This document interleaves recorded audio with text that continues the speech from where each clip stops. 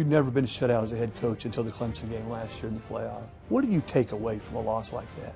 Severe disappointment of myself that I didn't do a good job. I even told our athletic director, I said, you know, I don't grade myself very well. So I made a vow, made a commitment to my players. They know that was on me, and that won't happen again.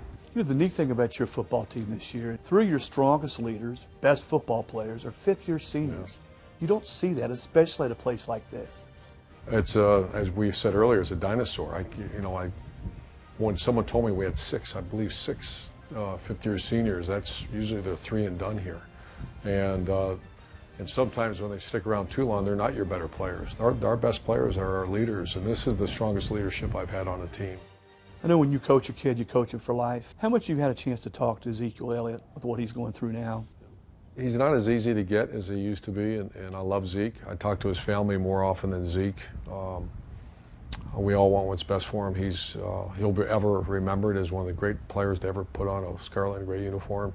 I worry about him. I worry about the fact that, you know, I don't know all the stories about the accusations, but I'm always warning our team about that. When you become that kind of person, you have to really be cautious who you're around and who you're with, and I just worry about him. Michigan and Ohio State on a collision course. Samuel cuts it back. Ohio State wins. They knock off their arch rival. You're 26-3 against your chief rivals and all your head coaching stops. Is that the part of football, those rivalry games, that keeps your blood pumping? I think it separates the NFL from college. I love it. I don't understand when I hear people say it's a faceless opponent. It's not with us. You know, I grew up in the 10-year war with Bo Schembechler and Woody Hayes.